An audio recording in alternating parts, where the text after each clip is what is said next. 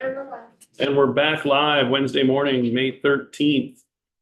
Happy birthday, great Aunt Marie. So H 944, looking at what the Senate version of the T-bill, their version of the T-bill.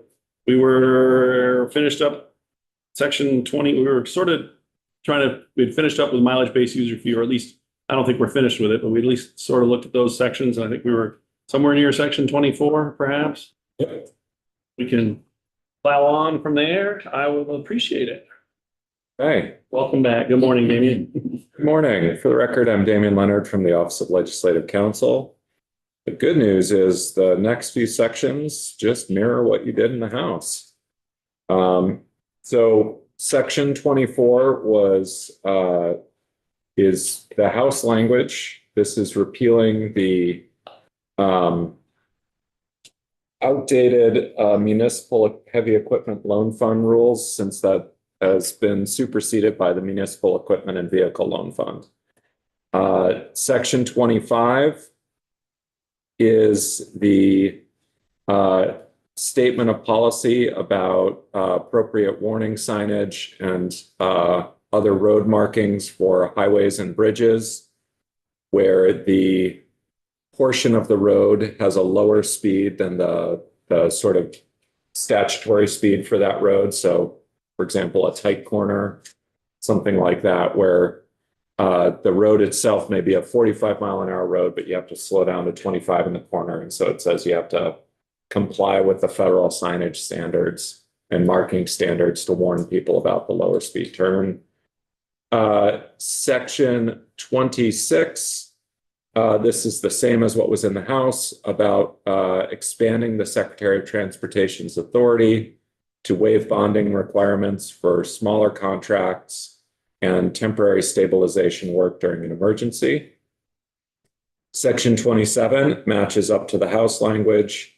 This was the updates to bring our statutes into line with the National Bridge Inspection Standards, which our bridge inspectors were already complying with.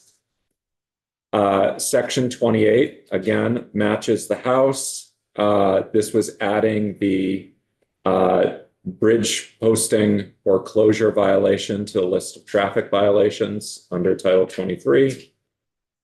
Section 29, again, matches up to the House. This is the changes to the membership of the Public Transit Advisory Council. Section 30, again, matches the House. This is the allowance for the Green Mountain Transit Authority to include voluntary member contributions, grants, donations, and other non-assessment revenue in its annual budget. Section 31 matches the House. It's the extension of AOT's public-private partnership authority from this coming July to July 1, 2029. Section 32, this again matches the House. These are the limitations on appeals of 1111 permits to the Transportation Board. Section 33, this is a change from the House here. So they've kept the increase in the Transportation Alternatives Grant Program maximum grant amount from 300 to 600,000. They have kept the elimination of the requirement that 50% of the grant program funds be reserved for environmental mitigation projects and instead let them be used for anything. The one change in here is that as passed, the House kept the existing prioritization for bike ped projects.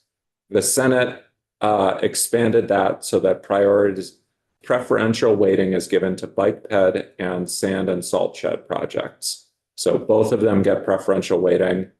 Other eligible projects such as scenic overlooks, historic structures, et cetera, would not get that preferential weighting. So they've just expanded the preferential weighting to include sand and salt sheds. If I remember correctly, sir, if I remember correctly, that salt sheds were in already. So yes, not something new. They're already an eligible use. Yeah.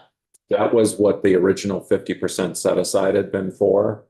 So they're okay with taking away the set aside, but they do want to keep preferential weighting. A number of senators were particularly interested in potential or already underway projects in their districts that had been taking advantage of this funding, and they thought that it was beneficial to keep that preference. So basically we have two now, bike and ped, and now Science Ed for the two weighted things with. Those are the two types of general project types that get preferential weighting, but there's no specific set aside for either of them. And if you look down the list of projects in this year's transportation program, the majority are bike ped. There's a few salt sand, and then there are some others, historic structures and other things like that. But everything else is same money wise. Yep. And section 34 keeps the House language increasing the maximum grant amount for the coming fiscal year to 1.2 million. I just have a question on process. So Damien, we're looking through the changes, but the changes we just discussed in 33, they don't seem to be reflected in the language that we're looking at. This is my section by section summary, and I forgot to add that Okay, change in there. In the actual bill, when the language comes out of the Senate, which should be by the end of the day, we should have something posted to the web. So it has to wait a day after third reading. So we had third reading yesterday, waits a day. Once it's waited a day, editing will be able to finalize the draft and then post it to the web. but for the most part, your changes we're looking at are Just reflective of the Senate's changes, but not this. Yeah, this was the section by section summary I provided to Senate members in preparation for the floor, similar to what I provided to you a few months ago. But the changes or the differences, usually you end up with one that hasn't been, we haven't done that yet. No, and I'll include, once we have the actual official drafts, I can prepare a side by side too. We'll start seeing that. That'll We're trying to get show it. the sections where there are changes. We're trying to get a head start on that. Yep. Yep. So, the section 35, this was the continuation of the studies from last year's T-bill with the addition of looking at how to simplify setting speed limits and identifying other opportunities to sort of meet local needs for safety and context sensitivity with downtown speeds. That is kept the same. In the Drive Electric Vermont section, the House had 192,000. The Senate is proposing 242,000. So it's a $50,000 increase.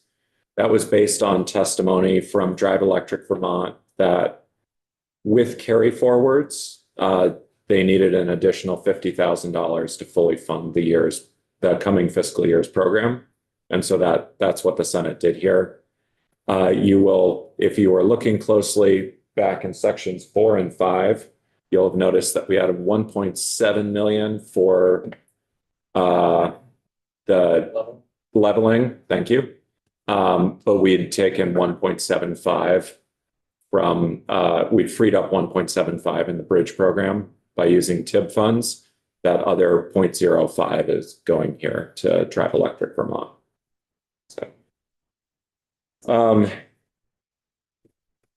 So the sale or lease of the Caledonia County State Airport in sections 37 and 38 is identical to the House. I will note that now that we are past May 1st of 2026, it occurred to me while we were on the floor in the Senate that we need a retroactive effective date for section 38. So in conference or a responsive amendment, that should be added.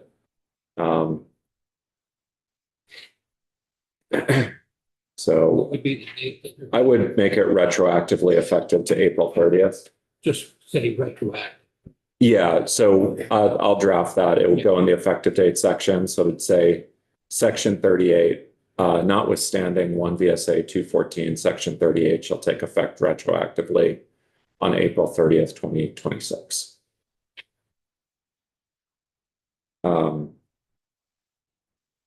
The public transit demand response, that is a new section added in the Senate.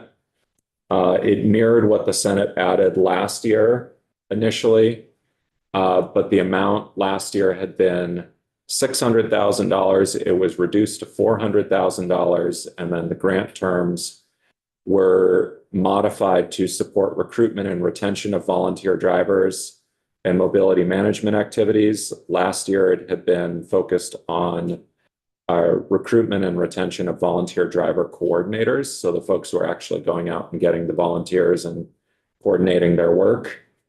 So this is seen by the Senate as a continuation of last year's work, focusing more on things that will help the program improve, including, for example, finding ways to, and we talked about this a little bit last year too, finding ways to minimize trips if you're going from the same area to the same facility, instead of doing 3 or 4 trips in a day, trying to find a way to do it in 1 or 2 to make better use of those limited resources. And then appropriations took the funding out because it's in the big bill. And so it's now just an authorization section. And so there's no, did they put money? They didn't. $300,000. So Or general fund. yeah, 300,000. I believe it's general funds in the big bill, but yeah, Logan's nodding. Okay. Good. So, Commissioner Burke, I'm sorry. 600,000 last. it was 600,000 last year. Initially, Senate Transportation proposed 400 this year after talks with appropriations, and then after it moved out, appropriations reduced that amount to 300,000 in the big bill in the final edits, and so that's what's in there. And I think yesterday we had spoken about getting Ross McDonald in to speak to how that was That used. is in the works. Yeah. Our trusted committee assistant is working on that. Right. So sections 40 and 41, you will remember a version of this as Representative Pouch's proposed amendment. Senator White proposed a corresponding amendment in the Senate. They took testimony from EV charging networks and the Conservation Law Foundation and others. So they've added definitions related to charging stations and charging networks. And they're proposing requiring EV charging stations that are installed or reconditioned on or after September 30th to make real-time information regarding their location status, type of charging equipment, charging speed, and payment methods available. The third-party software developers to allow the data to be available to drivers through various EV charging apps. So this basically means that ChargePoint and others will make their data available to groups like Better Route Planner, PlugShare, et cetera, that consolidate the data from different networks so that drivers can find available charging stations. They did take testimony from the networks. It's worth noting that the September 30th date was added as they were getting the bill out of committee, but the charging networks did not have a chance to weigh in on whether that date worked for them. And so you may want to hear from the charging networks like ChargePoint. I mean, is it clarify that it's a commercially available EV charging? Yeah, these are It doesn't- publicly available. Somehow clarifies this is not every EV charging station. Yeah, so this is not a charging station that an EV owner might have at their house or a business might offer for their employees. These are level 2 and 3 chargers that are available for public use by the general public. Okay, so there's not a confusion about. Yeah. It's very clear that It's, it's offering a commercial service. yes. Okay. Yeah, the definition of charging station is one that's available to the general public for regular use, and the updating only has to be when it's available to the public. So if the charging station operator, for example, if you have a gas station that has charging stations available while it's open, but shuts them off at night, then they would only have to update their information for that during the hours the station is open. So, President Pouch and then Representative Martin. Yeah, and thank you, Damien, for mentioning the date, September 30th, 2026. I think we've gotten some clarification from, I think, ChargePoint, who said if we can make it January 1st, 2027, they want to ensure that, you know, all the changes that they might need to make and others might need to make have time. So if we were to go into conference committee, you know, that might be something we would do for the suppliers who, you know, have sort of bought on to this. yeah. And it's worth noting that the standards that they put into the statute here mirror what was required under the NEVI program. And then what's been adopted in California that mirrors the NEVI program. So this is not a new standard. It's an industry. They based it on an industry standard, so that Vermont is not reinventing the wheel for a small marketplace. Well, Yeah, I'm just wondering about if you can remind me about something I'm just thinking of now. If there's a charger that is in a parking lot, but it is provided by a business owner, is that considered a public charger? Or is that considered you know, is it some kind of like both? You know? So it depends. Okay. When we go through the actual language of the bill, we can go through sort of the specifications there.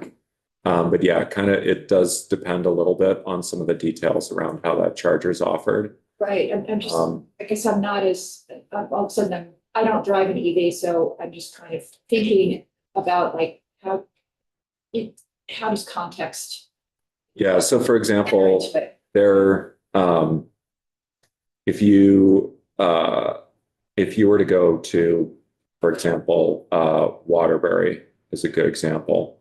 There are chargers at the state offices there that are available to any member of the public.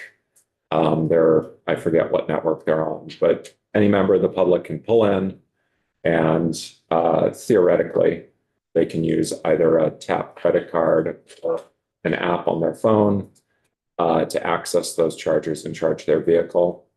There are also chargers at some of the local businesses in the industrial park that will show up on some of the charging apps. But those are restricted to individuals who work at those businesses. So you actually, there needs to be a different way to turn it on. You couldn't just drive up in an EV and plug in and have it charge your vehicle. You need to have something to actually switch that charger on for you. And so those, if you look at the charging map there, depending on the app, they're marked differently. And there's a warning that you may not actually be able to plug in there.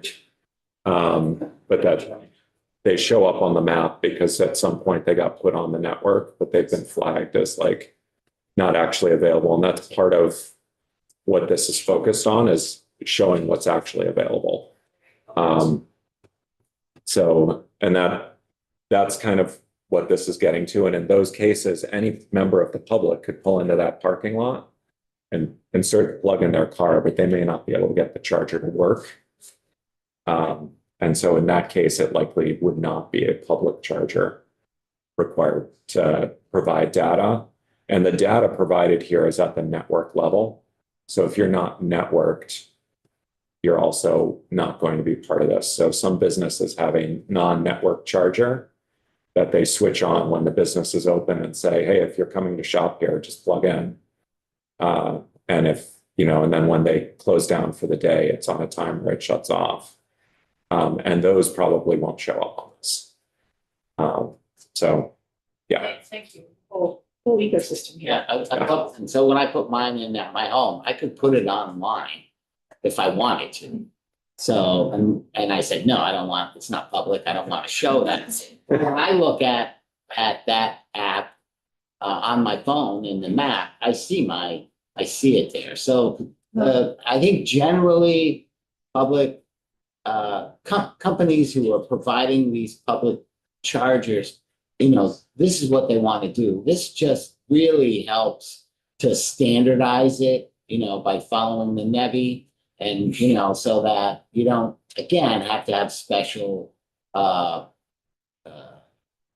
things for each state or different ones. So ideally, the expectation is a couple of years from now, you'll pull up Google Maps, for example, and it will show you, and you say, I want to see where all the public chargers are. Here they are, here's what they cost. These are up and running, this one's not working, so you don't drive 4 miles out of your way to find one that's not working, and you haven't driven by one that's there that you don't know is there. And it allows things like sorting by type. So you can sort by plug type, you can sort by speed, you can sort by price, that sort of thing, because all that data would be available if the app supports that. So you can choose your route based on like, I want to go to the fastest chargers or I want to go to the cheapest chargers, similar to the way you might, if you were on a road trip, you might say, I'm going to just stop at the place where I can get gas the quickest. Or I'm going to get off the highway and go to the cheaper gas station that's a mile off the highway to save a few bucks. So you're saying it requires the charging station to make this information available? Charging station networks. Yeah, so the network. Their app, aren't there multiple, they have to make that information available to anybody who's got it? The information has to be basically so that one of these third-party apps that consolidates it can scrape the data and update it on their app. What about a members only scenario or a manufacturers only? If it's only available to a limited subset of the public, then it wouldn't be a public charger. So that's Not be public, so it would not apply to them. So yeah. So for example, you could have a company that does trucking or taxi or something like that, where they have chargers for their vehicles only. In that case, that wouldn't be subject to this requirement. Because yeah, as a member of the public, even though the plug might work in your vehicle, you can't use that charger. So In the same way, that taxi service might have a gas pump that you can't go to. right. Yeah, it's like like highway departments that have a gas pump for their vehicles or something like that. You can't go in there as a member of the public and fill up. I'm sorry, I don't want to beat this one too much. Yeah. What problem are we solving here? That there's people that don't want their charger network to be public? No, so So if they're in the business of selling electricity, I guess I'm not understanding why they wouldn't want to already yeah, make it as public as possible to attract customers. my understanding of the problem is that it's right now there's a mix of what data is available. And so this is standardizing the data that's available and making it more widely available in order to create The industry, I guess I'm just missing something else. I'll move on. Why the industry wouldn't want to do that? Why wouldn't an industry be wanting to do this to get their most amount? Why wouldn't private business take care of this? I guess is what I don't get what it organizes itself based on the most to make money. Why are we telling them they have to? That doesn't make sense to me. I will let Representative Pouch answer that. I don't have an answer for that. We require gas stations to post how much the gas costs. Is this what we're trying to do here? And I'm just saying, and if we didn't do that, then, maybe it wouldn't be as obvious, like, how much gas costs. So we sort of said, hey, these are the things you gotta do. Sort of same thing here. You gotta say, hey, how much does it cost? And is it up and running?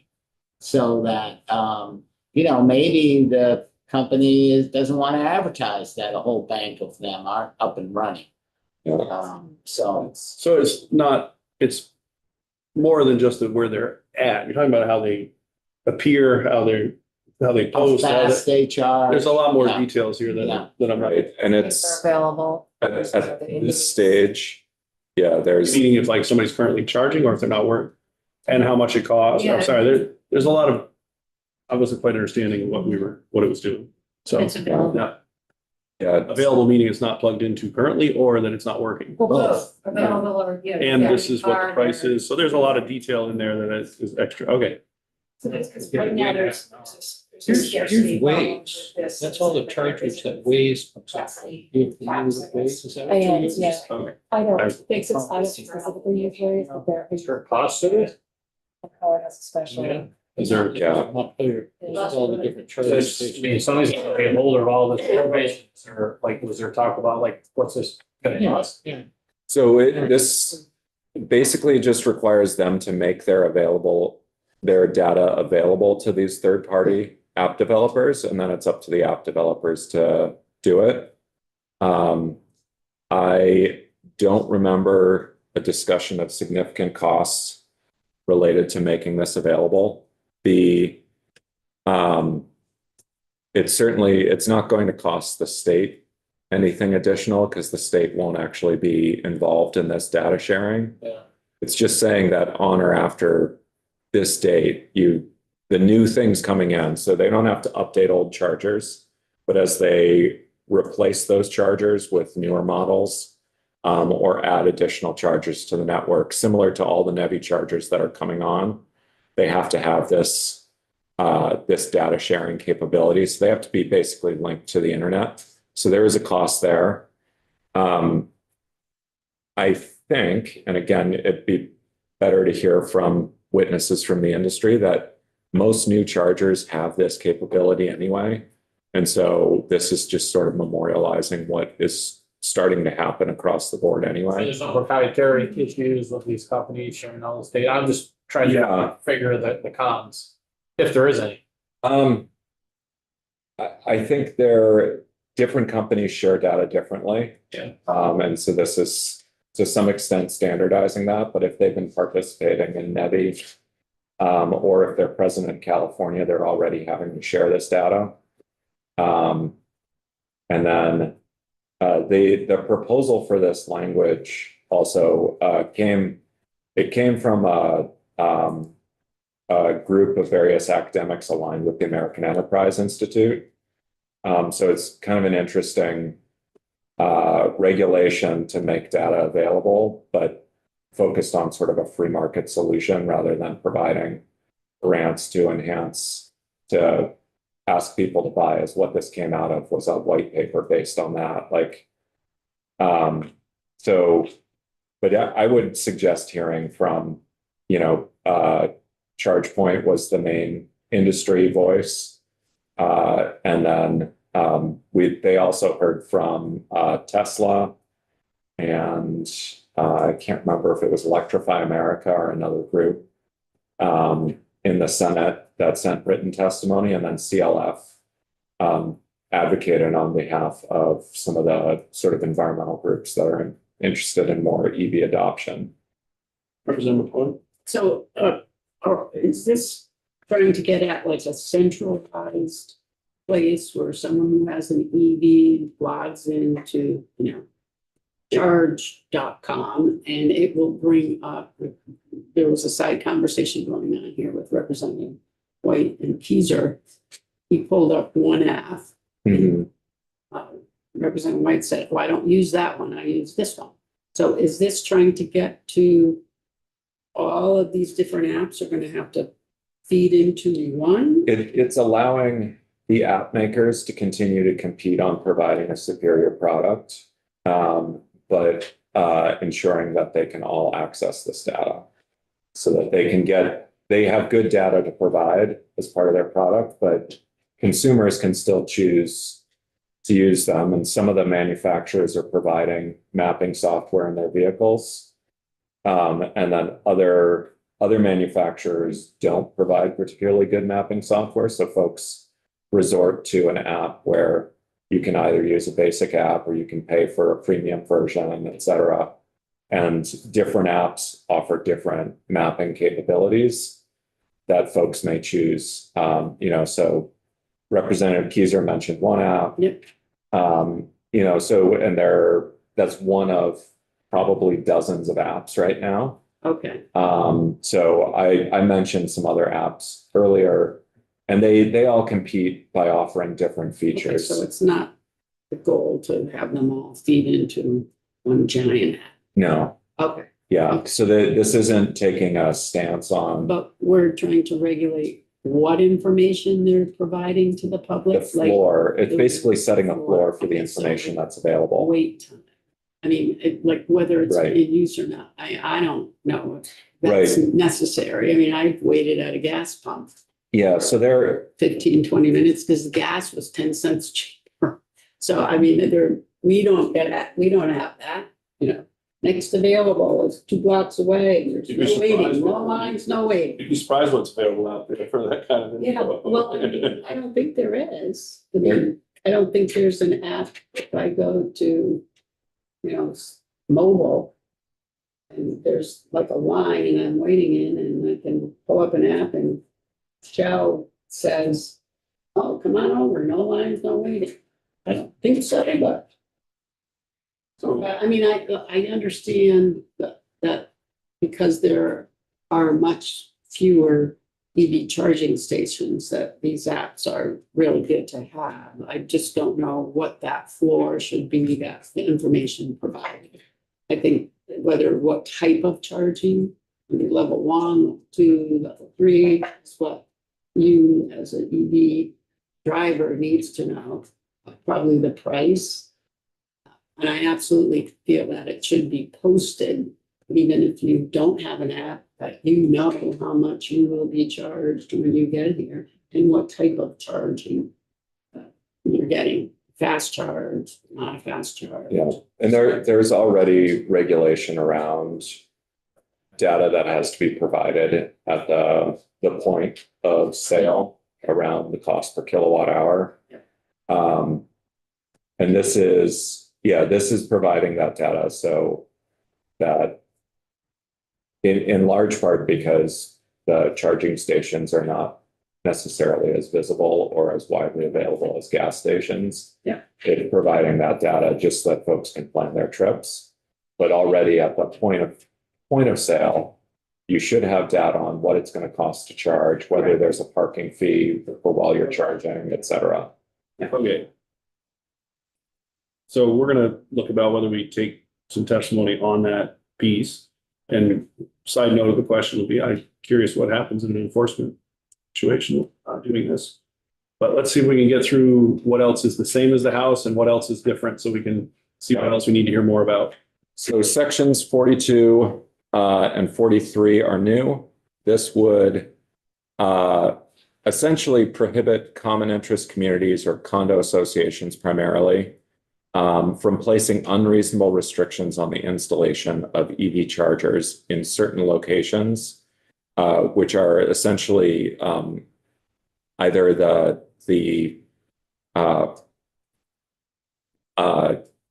portion of an individual's condominium or a limited common element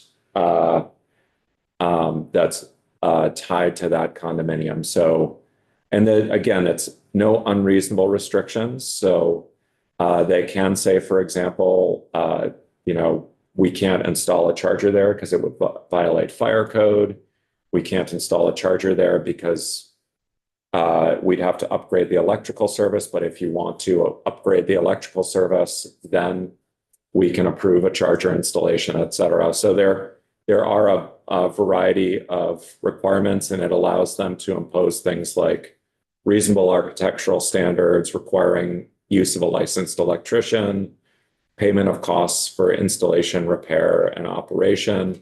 And also if the condo association's insurance costs go up specifically because of the charging equipment, they can also require the owner to pay that, or they can prorate it among owners if multiple owners are getting chargers installed. So it's just, it's creating a pathway forward so you can't outright prohibit installation of chargers, but you can provide reasonable restrictions on them. Sections 44 and 45 were deleted. Those were the jet fuel surcharges that you've heard about. Was there a sponsor or a requester that put in that section Senator Perchlik and Senator White. on 42 and 43? Yeah. Thank you. So sections 44 and 45 were deleted. Those would have added a jet fuel surcharge. And once that got to finance, they heard a great deal of testimony against doing that and chose to pull that out. Section 46 is a study and report back on something called intelligent speed assistance, which is similar to an ignition interlock device, but for someone who has either had their license suspended for speeding violations or has been convicted of speeding at over 100 miles an hour. They would be have a device installed in their car that would limit how fast their car can travel based on the posted speed limit on the highway. So it's a GPS-enabled device that ties into the car's computer. This is just a report back on the costs for implementation. Right now, there's one active program in the country in DC. Several other states are rolling out programs, but it's still in its infancy. New York is, you gotta get 16. We can get one of them, Yeah. Who's requested that? White, Senator White. Oh, Representative White. Damien, was there any discussion about, in this report back from the DMV, asking about the, kind of the data on the existence of speeding? I think this is like the super speeder bill. It is So- based on the super speeder bill. It's really focused on the cost to implement. My sense in the Senate was that there were, they were familiar with the frequency and growing frequency of speeding. And Already. yeah, and the safety concerns tied to speeding violations. In fact, I think in the floor report, they pointed to the road safety concerns around vehicle speed as one of the reasons why they moved forward with the report on this. But also the uncertainty because it's so new across the country. And given that Vermont has fairly limited resources, they wanted to get more information on what it would take to implement this before they push forward. Representative Pouch? Yeah, and just sort of to add to that, I think there's this recognition, which isn't a surprise, that the incidence of speeding, it tends to be the same people over and over again in the same way intoxicated driving is and other things. And that, after 3 speeding tickets and you take their license away, they still have to get to work. They still have to, and so this is maybe a way to sort of find a balance there. So it's,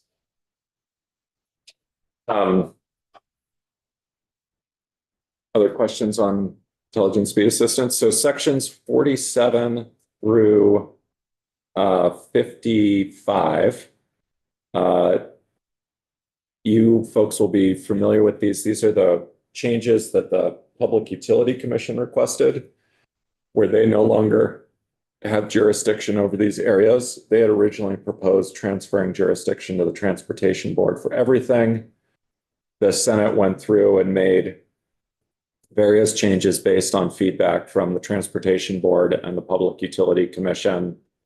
So in section 47, they've deleted the Public Utility Commission because the federal government has primary jurisdiction over the transportation of explosives. And then our Department of Public Safety enforces various laws on the roads related to that. And then the Transportation Board received jurisdiction over public transit in section 48 and 49. And then in section 50 through 54, they gave jurisdiction to the Agency of Natural Resources over these log drives because ANR has jurisdiction over rivers. I will note that they did not have an opportunity to get ANR in to testify, so you may want to hear from ANR on this, on whether they're comfortable with those changes. And then in section 55, this is petitions for relief from taxes for railroads in the private railroads in the state. This was redirected to the Department of Taxes, who indicated that they were okay with this change. And so that's those sections. And then section 56, the last section of substantive changes, also new in the Senate. This requires the Commissioner of DMV in consultation with the AG, car dealerships, the Alliance for Automotive Innovation to examine the use and reliability of vehicle history reports.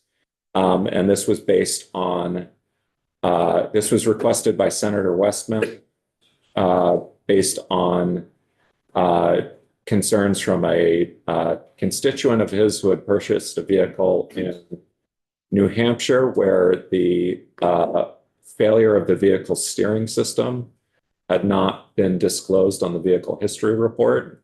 All that was indicated was a diagnostic was run on the vehicle, and the steering system failed on the highway, causing a almost very serious accident for that individual. And it appears that the dealership that had the vehicle at that point before it was then sold at auction to this other dealership that then sold it to the constituent had intentionally not disclosed that so that they could resell the lemon vehicle. So there were concerns about that. I will note that after this passed out of the committee, some of the vehicle history groups indicated that they might be interested in participating in helping that report. So you may want to hear from them moving forward with that.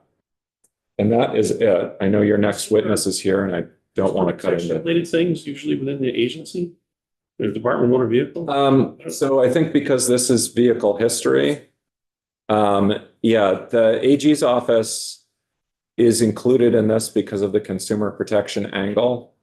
I know the DMV felt like this wasn't necessarily directly in their wheelhouse.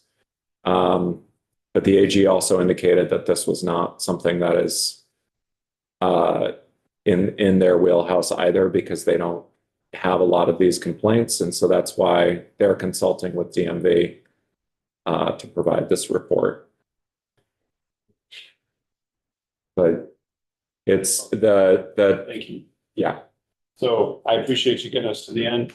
After the bills, my understanding is after it does get finalized and the edited version comes through and it comes over, then you're going to be working on a bit of a side by side.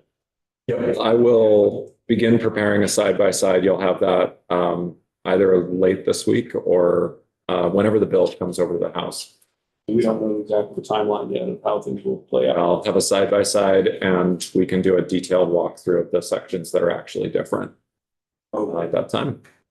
Great. That'll be our open committee time. We have some work left to do. Thank you very much for coming back in and going through that spot. We're going to shift gears. Funny, we mentioned super speeders right in time for a return of Lieutenant Ravelin from Committee Vermont favorite. State Police, a committee, all kinds of questions and information and data and spot and whatnot. Logan, Damon, thank you very much. And always find this part incredibly informative. Hopefully I can answer some of your questions And in a minute to get set up. I'm gonna log in and share my screen. take your time. The only thing is you'll be between us and lunch, so you know when the time. That's probably the most important part of this whole show today, right?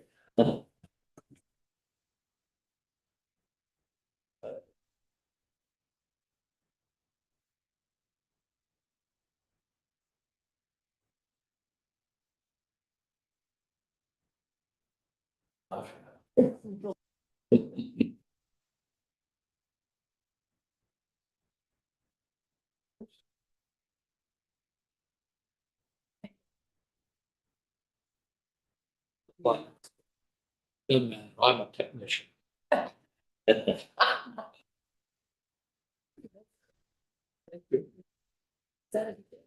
Oh, it's just.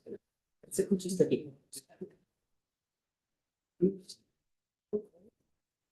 The AC right over here. No, it must be. I'm very comfortable. I have to. Is it match my outfit? It is, it's great. Your wife would be proud of that. Put it on you. Yeah, I'll have to bring a blanket. It looks like it's. the issue. Thanks, Mom.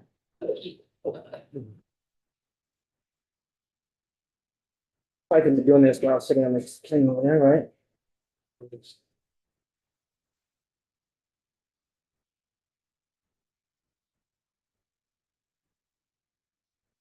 Some help from. I'm connecting in right now.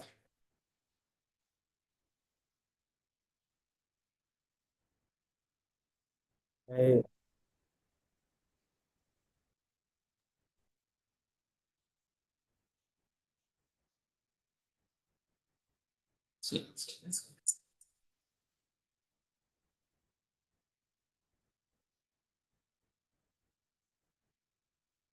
All right.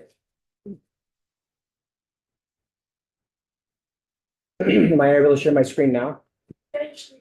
Okay. Mm.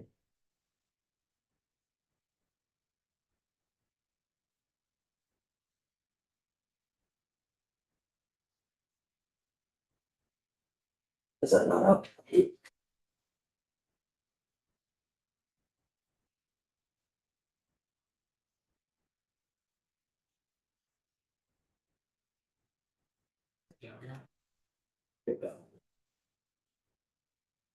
Okay. All right, there we go. Thank you for the patience. All right, good morning. I'm Lieutenant Paul Ratlin with the Vermont State Police.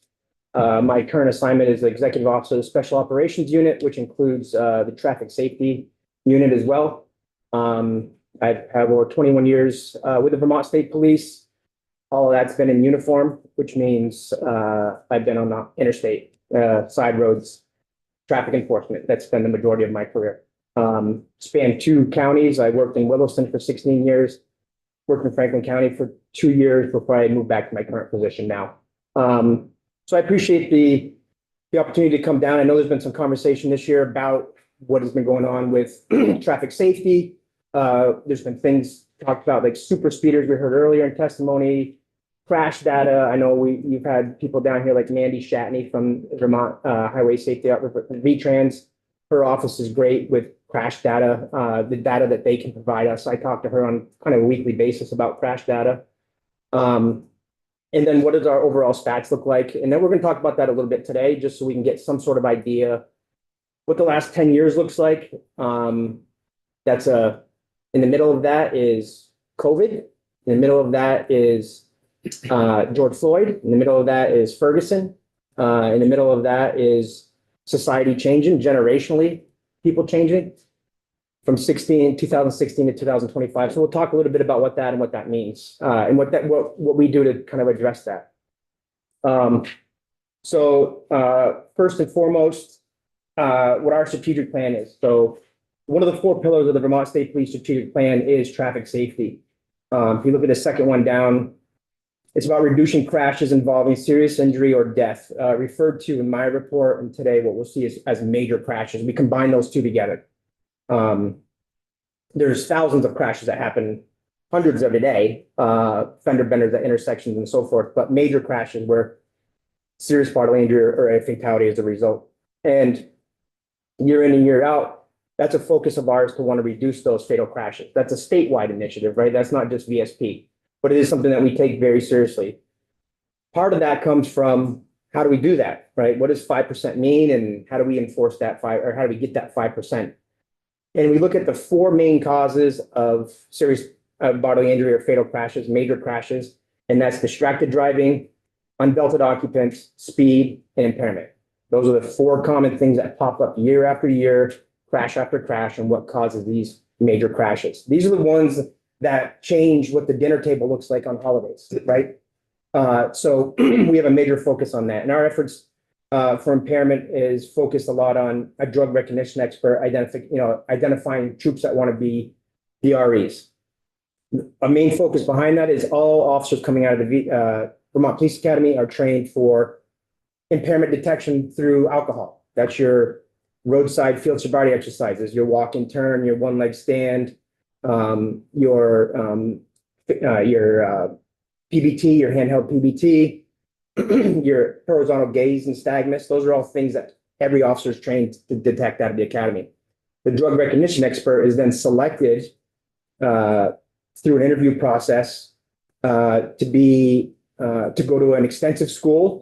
It's 2 weeks long. I was a DRE for 8 years.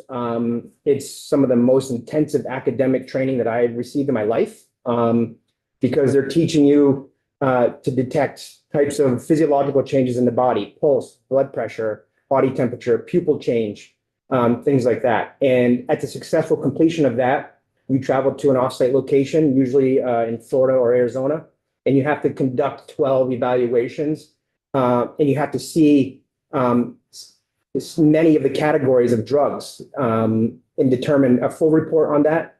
And then you have a final knowledge exam. My final knowledge exam took me about 5.5 hours. I started about 7 o'clock at night. I got done just about 1 o'clock that morning. And at the completion of that, you're a DRE. And that's able to determine if someone's under the influence of a drug other than alcohol. If someone, the reason that they're driving the way they are is because it's a medical condition, possibly. And it could be a rule out. It could be, we're not seeing the physiological changes in the body that may have led to their aggressive or bad behavior, bad driving. So you have those categories. You're not locked into saying this person's impaired by drugs. I actually ruled out a person who had several TBIs from Afghanistan, and it was actually a medical condition for the reason that they were driving the way they were. So that's what DREs are. The reason that's important is drugged-only fatalities outpace alcohol-only fatalities by double, and has for the last 10 plus years. If you look at the stats, and we'll get to that chart here a little bit later, drug-impaired driving is significant. Majority of the time, when drugs are detected in the system, it's THC, cannabis, here in Vermont. And they sometimes legal drugs, I mean, Prescribed drugs. prescribed drugs, yeah. Yes. Yes. There was a case, and I don't want to get too far into the storytelling, but I had a significant case at the very beginning of the DRE program. I came on in its infancy, around 4 years of the program. So counties hadn't recognized yet the DRE program. DREs as a whole is kind of referred to as like a black magic. You know, you're kind of like guessing, and here's it is. It's rooted in science that goes back to 1979. Started in California, but it's been verified many, many times over, held up Supreme Court, so forth. In Vermont, we hadn't had those cases yet. In Chittenden County, where I patrolled, we had a woman pulled over, and the officer recognized impairment and then said, I don't believe this is due to alcohol for various reasons through the standard field sobriety exercise that they learned through the academy. I was called out. I did the evaluation, and I ruled that she was under the influence of a CNS depressant, which is similar category of, say, an alcohol. Blood draw confirmed. There was prescribed medication to show she was under the influence of a depressant. We went to court. 8-hour testimony later, to my expertise and validity of the program, it was deemed to be a viable program in Chittenden County at that time. And she was prosecuted for being under the influence of prescribed medication, albeit not purposely. The woman did not have a bad bone in her body. She just took her medication as prescribed, which caused an impairment to the point where she couldn't operate safely. So we do see that often as well. There is that, I think sometimes it can be a little bit misleading, but on the side of your medication bottle, it says do not operate heavy machinery, and you're thinking of a bulldozer or an excavator. This means a 4,000, 7,000 pound vehicle on the interstate. That's what that means. We say machinery, but it also means vehicles as well. So that's why our focus is on identifying DREs. We have 4 new DREs selected this year, went to the schooling, successfully passed. So Vermont State Police is up to 10. And again, all my data will reference Vermont State Police specifically. So we're up to 10. Our goal is to have 2 per barracks. We have 10 barracks. With this 10, we're not still at that goal. We have a couple barracks that are not having one in-house. Doesn't really mean much other than when a DRE is needed, a call goes out onto their alert, onto their phone, says a DRE is needed at the Williston Barracks, respond. And a DRE will say, yeah, I'm available and I'll come in and do it. So they'll come from another county, or local municipalities go through the same training side by side. So a municipality may come to a VSP station or a trooper may go to a municipality station. So it's not a siloed response. It's the entire state. The goal to reduce major crashes, which are deaths or major injuries, they get lumped into that. And it seems like major crashes, aren't going down very fast. They're still sort of bouncing around. I think we saw some charts a couple of months ago. Yet the roadways are safer, I think. I mean, there's less things to run into on the highway that, will stop you dead. They have, they absorb the impact. The vehicles are so much safer. But yet, that's not significantly bringing down the major crashes. Are we saying the behavior that causes major crashes is either increasing or hasn't changed? We think impaired driving from alcohol has gone down, but can you just talk about that? Yes, yeah, and later on, I'm going to get to that real quick. We're going to show what the crashes look like over time and what our tickets look like, what our traffic stops look like. That's a big conversation. Like, where is VSP on the scale of what our enforcement looks like? Okay, so you're correct. We see a kind of this not a significant spike in crashes, but we don't see a significant drop in crashes either. What we have seen over time was a reduction in overall crash reports. And this is a conversation that I had with Mandy in her office. And some of that was kind of an understanding. There's a DMV rule that says if you are involved in a motor vehicle collision that results in $3,000 or more, a DMV report is mandatory to do that. Law enforcement took that as, well, if that's how I can do it too. So our reported crashes were going down, yet our injury and fatal crashes were staying the same. So out of Mandy's office, she's like, wait a minute, this is statewide. Mandy says, hang on a second, these statistics do not make sense. How can our fatals and injuries stay the same, but our overall crashes are going down? Everything should fall down the same thing. So it's a reporting thing. You're going to see crashes, certainly with VSP. The last 2 years, my effort was to make sure that we're reporting more crashes so that data to your set road characteristics, engineering, safety, all that can be to the right people so that if the road is the issue, if the curve or the sunlight, we can change the direction of the road and tree cut back and things. So that is increasing. You're going to see more reporting from state police and agencies as a whole because that's a concerted effort to get more data to Mandy's desk. The overall fatal crashes, yes, that behavior, and as I mentioned earlier, those four main causes: unbelted, speed, distracted, and impairment. Those are the four. Unbelted leads all of those. So we'll move on. So traffic stops and major crashes. You mean it's the number one? If it's a fatal crash, that is, Majority of the time, it's due to an unbelted occupant. They either get ejected or they sustain injuries, unsurvivable injuries due to being unbelted. For state police, this is a 10-year look back at our traffic stops and our major crashes. Now, traffic stops, these are the externally generated. A trooper sees a person on the road, speeding, weaving, aggressive driving, tail light out, headlight out, tinted windows, Title 23. All the exception of seatbelts, because seatbelts is a secondary offense.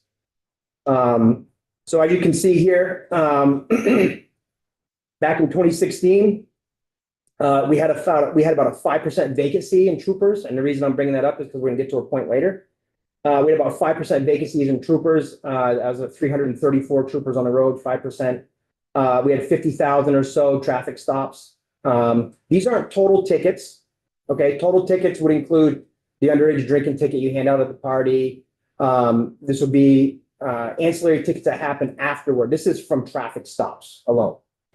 In 2017, you see a significant bump, 62,000, and then it starts significantly going down a little bit, and then we hit COVID, right? And then I've been asked a few times about policy changes in the state police about traffic stops. How can traffic stops go down, and has there been anything significant? there was never a policy change. And as you can refer back to our strategic plan, there's never a policy change. What changed in our traffic stop enforcement was during COVID. We had categories of alertness, if you will, category 1, category 2, category 3. And this was from our command staff saying, hey, here's how we're going to respond to serve Vermonters, but also keep ourselves safe. If we had one trooper that was exposed to someone with COVID, which at that time we knew nothing about, and they brought it back to a barracks of 20 troopers, you have an entire county of barracks that cannot respond because they're in a 14-day quarantine. So there was a significant reduction. We couldn't go to the barracks. We couldn't be grouped together. And our motor vehicle enforcement was only regulated to the egregious behavior that leads to serious bodily injury or fatal crashes. They didn't want to see taillights and headlights and registration and expired inspections and all that, just because we're exposing ourselves to the public that potentially could lead us to a barracks being inspected. So once we worked our way through COVID, we started working our way back, and that's about the time I came into this unit. As you can see, the numbers started rising up. And I was tasked in my position in the traffic safety unit to describe and come up with what our traffic and safety enforcement would look like for the state police, taking into consideration everything I just said: staffing, the public's perception of law enforcement, the national perspective of law enforcement, what the public was requesting from their law enforcement, and then what our job and responsibility was to do. We had to balance all that and figure it out. So that's where our focus strictly zeroed in on traffic safety. So if you look here, in 2017, we had 62,000 traffic stops, and I had 972 major crashes, injury and fatal crashes combined. And then if I look down here in 2023, we had 24,000 traffic stops, and I had 624 major crashes. Okay. Now, this doesn't go to the unreported crashes that I talked about earlier, because these are reported mandated injury or fatalities. So with the reduction of traffic enforcement, we didn't see that significant spike in major crashes, which we would have thought through statistics, like, you're not out there writing tickets, of course crashes are going to go through the roof. They didn't. So that gives us, well, okay, what are we going to do with this data? Does the Vermont State Police need to write 62,000 tickets? Where does our effort go? Should we put our effort into the areas that are causing these crashes? So for example, the effort that's happening right now is working with Mandy's office. I'm developing heat maps where speed is the major cause of crashes in each barracks area of responsibility.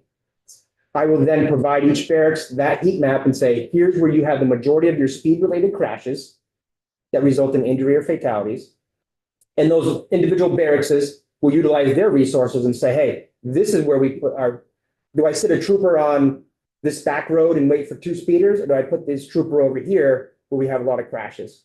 So this is ever evolving. Our traffic safety program is evolving year to year. It's not the same every year. And this is why, because the data is going to tell us where we need to put our limited resources. We have finite numbers. And I bring that up because in 2016, we have 5% vacancy. In 2025, we have an 18.6% vacancy. Okay. That averages out to just about 5 troopers per barracks.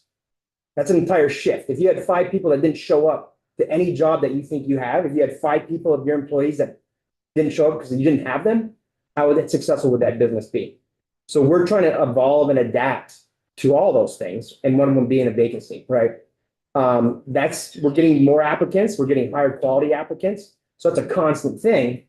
However, back in the day when I came on, we had over 1,000 applicants for 20 positions, and now we have like 350 applicants for 20 positions per academy class, right? So we're trying to fill 20. It's just gone down, right? It's all numbers. So that's what we're balancing.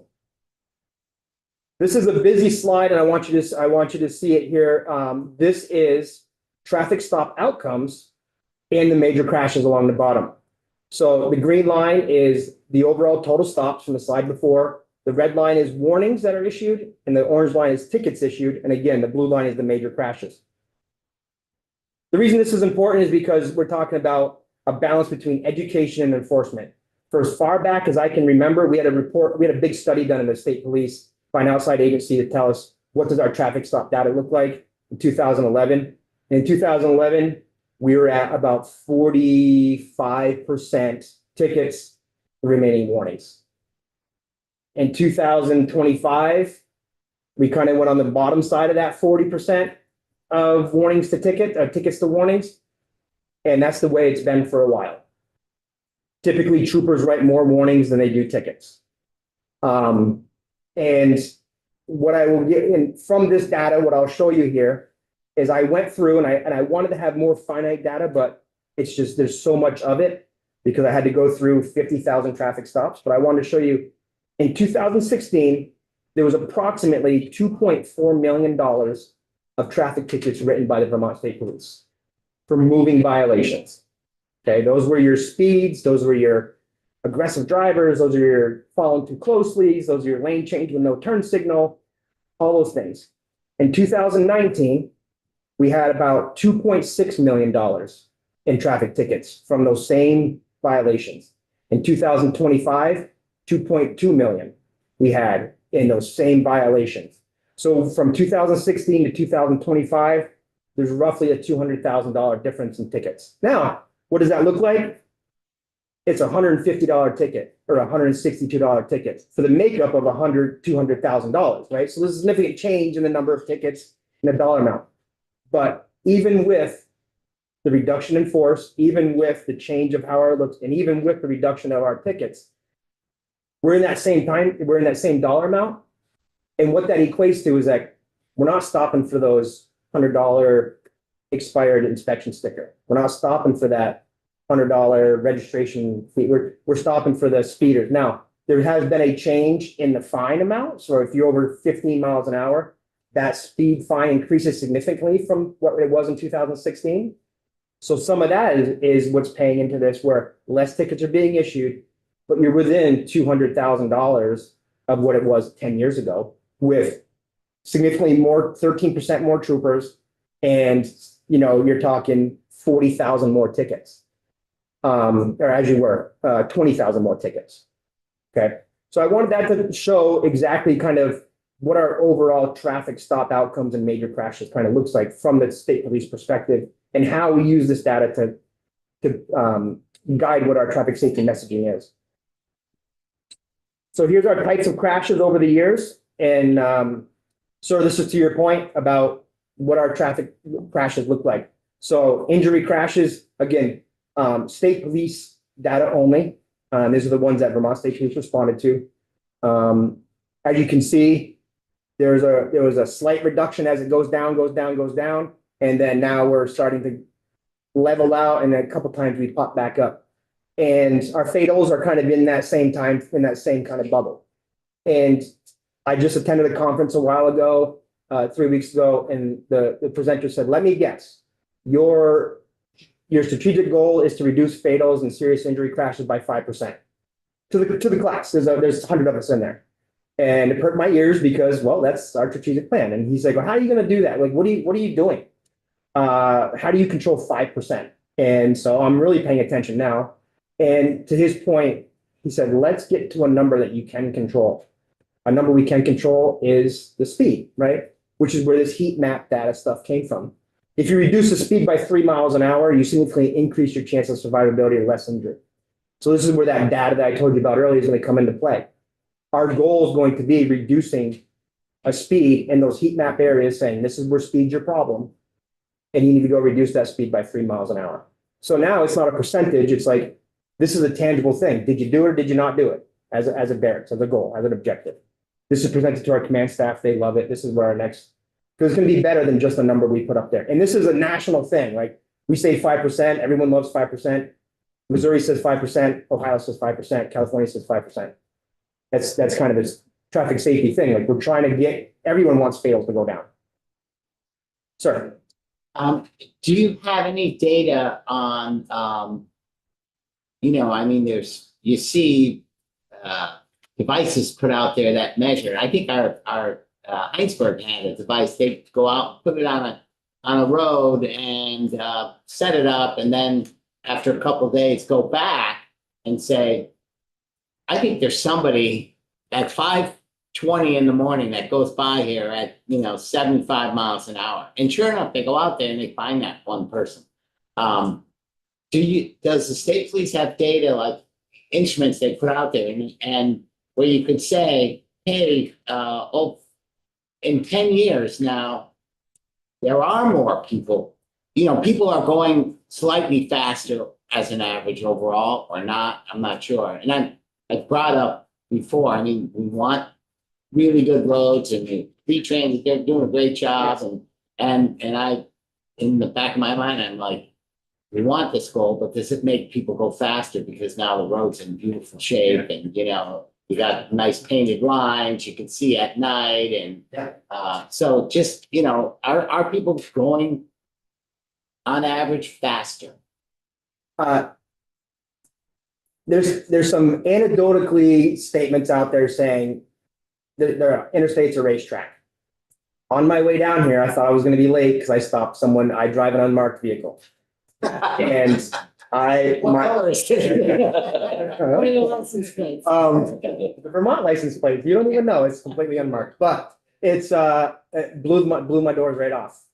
So I pulled them over and I was like, how fast is fast enough for you? I gotta get my son to the dentist appointment, I gotta go pick him up. And I said, I 100% can appreciate that. I've got 2 children too that needs to get to their appointments as well. However, this traffic stop's gonna take 8 to 10 minutes. If you made it there safely, and he got it, and I'm not trying to be a thorn in his side for the day, but just on the way down here, 20 minutes ago, right? So he got a ticket. How fast was he going? He was going over 85 miles an hour. His young son? Yeah, no, he's on the way to get his son. Yeah. Yeah. Supposedly, I was looking for the car seat in the back, I didn't see one, whatever. But with that being said, I don't say there's more speeders. I think the speeders that are speeding faster. That's what I see out there, because I do have an unmarked vehicle. I get just the C, I get in the right-hand lane, and I'm cruise control at 66 miles an hour to see what happens. And I was driving down Bolton Flats, which is the invite to put to speed, right? Everyone knows it. And the entire line of traffic is doing 67, 66. I was like, oh, this is pretty impressive, But then on the way back, I was getting past like I was at a racetrack, right? So I don't know that it's more, I just think the ones that are speeding faster. Or emboldened. Yes, that's Paul Ravlin's perspective. I do have, to your point, we do have speed carts. That was my job for many years working in Williston, was delivering speed carts in the Chittenden County area and Lamoille County area. We had 2, and I maintained the data on that. What we saw on that was, first off, you had to have a speed cutoff because people would go for the high score, right? So you cut the speed off. So we don't know how fast they're going, but we recorded it anyway. And after 2 days, everyone was doing the speed limit. That's what that sign told us. And we gave that data to towns, like Charlotte had this road is terrible. Everyone's speeding on it all the time. So we put the card out there, and then I left it out there for a week, gave them the data. I was able to break it down in the chart and say time of day, direction of travel, how fast they were going, day of the week, all that stuff that you're asking for. And after 2 days, there wasn't a single person that. So what that was a force multiplier for police, because I didn't want to put a trooper down there for 6 hours to catch the one guy doing 67. But it also said to Charlotte, like, there may be some perception of speed, and you're right, there probably is some speeders, but it's not this everyone is speeding. Out of 1,200 cars, 3 of them were speeding over 15% or over the 85th percentile. Representative McCoy, and then Representative Burke, and then Representative White. 7, 6, 7, 89. Sometimes I'll set it at 70 at home on Fridays. People are just, Yeah. I am the slowest. Yes. person at 7. Yes. They are just flying. I was the slowest today, apparently. So, you know, I do. Would you stop me going 70? Record here? Repeat 65. What's fast enough for you? Yeah. Is that what you said? How fast do you want to go? How fast is fast enough for you? So you guys said or something. That was the question, yeah. So, No, I'm not kidding. I mean, they had to be, one car had to be going 85. yeah, They just blew on, like, Chris, gas helps slow them down? not as much as you think it would. Not as much as you think it would. And the unfortunate thing is, as time goes on as law enforcement, sometimes you have this perception of like, you know, you can tell the difference between a new police officer and an old police officer. And some of it is because they see what the end result of that behavior is. Yeah. All right. We had a conversation not too long ago about me being at a fatal crash of a 16-year-old kid. He's in front of me, deceased. The phone is on the ground, face up, mom, ringing, right? Because she heard it. Where's my son? He's not at work. So that lasts with you, right? So when we're talking about traffic data, and I spent 21 years on these interstates, we're talking about what are we doing? This is not because I got put into this position. This is not because, you know, oh, this is part of your job. Like, we have troopers and law enforcement as a whole in Vermont is dedicated to traffic safety. And what does that, and how do we continue? We are the ones that are catching up, right? We're always like, this is changing, this is changing. Technology changes. There's been a lot of talk about automated enforcement, right? On its surface, great. Let's force multiply. But actual implementation is a little bit more complicated than that, as we've seen in this room, in the room downstairs. Another piece of that is Title 23. I've been in this position for 4 years, and Title 23 has been punch bagged for the last 4 years. We've gone into that Title 23 over and over and over again. I sat on a committee where we went page by page, and you've probably seen Title 23. It's this thick. We went through violation by violation. We read every single one, and we said, should this be secondary or should this stay primary? Every single violation was taken into consideration. So 18 months later, we made no real changes to that. Some things are inherently secondary, like possession of registration certificate. I'm not stopping the car to see if you have your registration certificate in your car, right? That's secondary by nature because I said, hand me your registration certificate, and like, I don't have it. So things that are inherently by nature, they stayed kind of primary, but they're secondary. But constantly, I'm down in this building testifying about headlights being required. That bill was submitted the same week that a 5-year-old was killed in a head-on collision from a wrong-way driver with its headlights out. The approaching family didn't see the car. If that law had passed, that truck could have driven by a trooper with its headlights out, and the trooper could not have stopped it. Taillights, taillights aren't important. Well, it is when it's inclement weather and you come up on the back end of a car that's doing 35 because they can't drive as fast and you run into the back of it. All right, turn signals, why are those important? Because you just made a lane change and now I'm running into you. So all these things constantly pop up. And we also have the impression that Vermonters are over-policed. You'll find a report out there that says Vermonters are more likely to be ticketed than any other operator per capita in the country. And it'll tell you that. A person sat in this chair testifying to that. So there's a study out there that says that. There's a study out there that there's constant bills being implemented that I'm down here testifying on, trying to make so many more of these violations secondary, which require us to just bypass them. When I testified on that light bill, I say, if I'm at the U-turn by exit 12 at 11 o'clock at night and that car goes by me at 65, no headlights on, they just get to drive on. Right? Because I couldn't stop that car because it's not a primary offense. Just like I can't stop you for not wearing a seatbelt. It's a secondary offense. So those are the constant things about Title 23 that also play into this, like tinted windows. I think I don't know if we're still settled tinted windows yet. Okay, 3 years on that. Inspections, registrations, things. And I get it. It's a bigger picture than just Paul Ravlin, bigger picture than just state police. It's a statewide picture, and I can appreciate that. But these are things that law enforcement has to adjust to as these bills are introduced and passed or not passed. And that this is a reflection of that. How do we adjust to this new law that we've enforced forever?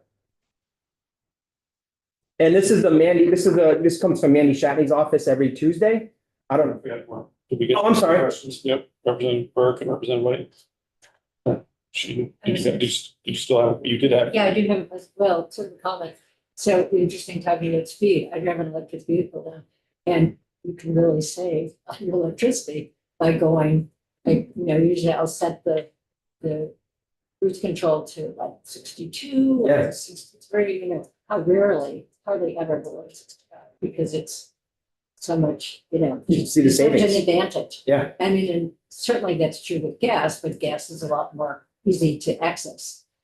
So Yeah. it's just an interesting thing that I find, sometimes I'm driving 60 and actually I enjoy driving slower. It's more calming. I don't know. Yeah. I would say, Yeah, you're not as anxious, right? yeah. Yeah. I have a couple questions. Sure. Those speed carts Yes, that you're referring to, those are the ones that are on the side of the road and they tell you how fast you're going. yes, So not only do they tell us how fast we're going, but they are recording the speed of cars as they're passing by. they can. They can. They can. Not always, but they. The ones that I put out, they have a data recorder inside there. There's no camera. It has a little cone for like a radar that's in the marked police cars. So it picks up the speed. That radar gets checked just like you would in your police car, so it's accurate. And it does record the data, time, date, direction, maybe not direction, time, date, and then speed. You were talking about secondary versus primary offenses. So in going through Title 23, is it still a secondary offense to not have your headlights on? Because that seems like a real safety issue. Right, yes. Thankfully, that bill did not pass as introduced, and that was struck from the bill. So it is still a primary. It's still a primary. Okay. But those are constant bills introduced year after year. Yeah. That, from my perspective, I'm just like, okay, like, I need to go down and I need to first do an observation on this. I need to do a bill review saying this is why this is not okay. But that's a year after year kind of bill submission. Okay. And we're seeing similar things added to things like that. Well, it just reminds me, in the DMV bill we are working on, there's a whole section about revising inspections. And so they just focus on safety. And there were some instances that just as a driver concerned me, like for one, whether your brake lights. Wasn't brake lights, it was backup. Backup lights. Excuse me, I can, backup lights, yes, whether that was, whether you had passed inspection if your brake lights weren't working. So anyway, I guess my comment is, I hope that the DMV will work with you and your team to make sure that what they're deciding on the inspection side, in terms of affordability and safety, your department is in agreement on those safety issues. So I think that's really important. That, yes, and I can appreciate the position from the Department of Motor Vehicles on having an inspection station owner telling someone their vehicle fails, and then the opinion of whether that is a safety thing or not, right? No brakes, that's a safety thing. You can't stop your car, right? Leaky exhaust, carbon monoxide in your car, that's a safety thing. There's a no-brainer on that. Some of the things about window tint, condition of vehicle, the backup lights. Maybe it's not on the interstate, but if I'm walking through the Costco parking lot and I don't see the backup lights on and I get run over. So I can appreciate them wanting to focus on safety issues and what that is. I think the determination on what considered safe or not is, if you ask my opinion, tinted windows on the driver's compartment is not safe on any level. And the reason I ask that is because when the bill was first introduced, the night before, I asked a trooper, I said, give me an example of tinted windows. You're a night shift trooper. Tell me. He's like, it was in February. I said, he goes, just 2 nights ago, I stopped the car and I said, can you see out this window? He's like, yeah, if I put the window down, I can see. So it's like, who's crossing the road? Like, we don't have motorcycles in February, but We have walkers, snowbanks, all this other stuff. And the windows are tinted. So personally speaking, I think tinted windows are a safety issue. However, do they cause the safety mechanism of that car to not work properly? No. Right? Like the manufacturer doesn't say if you put tinted windows on this, your seatbelt doesn't work. That's not how that works. So where does safety fit into that conversation? And what does that mean? And I can appreciate them wanting to fine tune it and not make it so convoluted and where that is. I do appreciate that. But it's just what's the definition of safety and where that lies. And I mean, I would posit that it is safety for the driver and safety for people around the driver. Yeah, both Yeah. of those are, I think, of equal importance. My last question, I'll just make this, wrap it up briefly. So inspection, not having an inspection sticker is a secondary offense. That is a primary It's a offense. primary Yes. offense. Okay. Yes, that was added into one of those bills. Okay. So I should preference like none of those passed, Okay. but those are constant things that come up as becoming secondary. Okay. And my last comment is just your discussion of speed. I think we know that speed kills. I mean, on the highway, ski resorts, so Yes, just slow down. Yeah. Yes, thank you. yes. Representative Keesman. I'm going to go into that tinting thing again. So the federal, as I understand it, the federal regulation on this is that manufacturers can only tint to 30%. Yes. Okay, what do you think about that?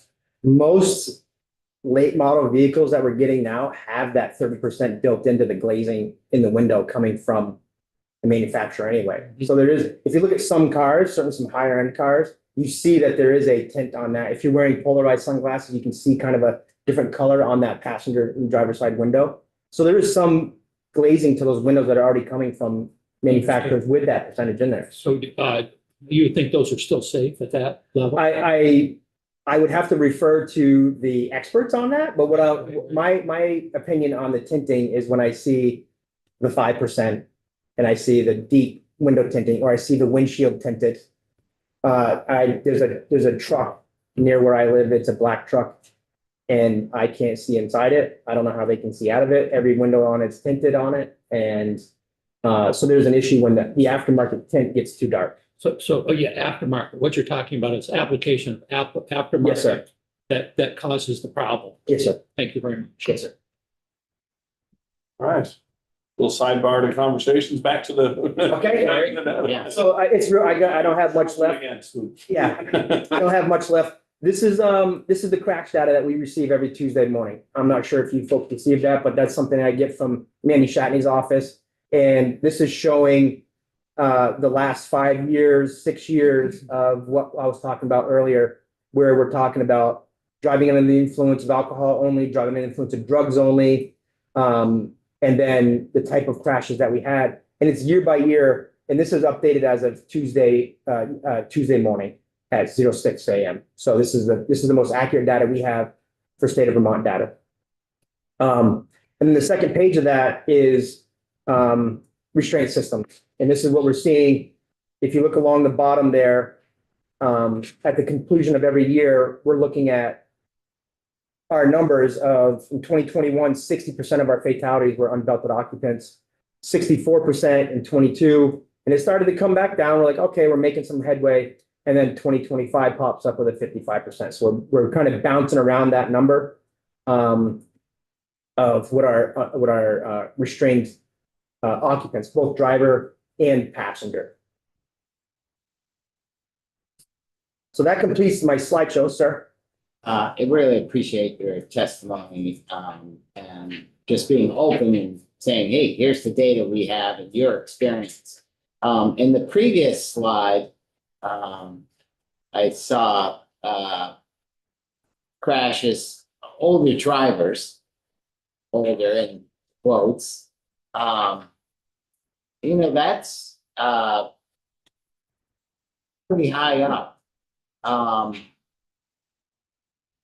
Based on your experience and or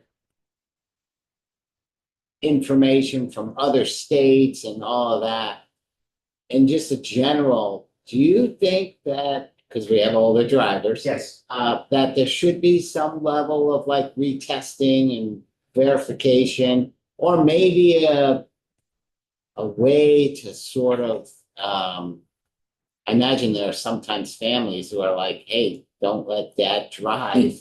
And, you know, so is there anything there? Because that is a growing question, I guess. It is, and Vermont has one of the most fastest aging populations in the country. Certainly per capita, like we do have a higher aging population. But that is a third rail, right? When you're trying to talk to someone who's been driving for 50 years and saying you can no longer drive, it's hard to come in and be that person unless we do have a driver's.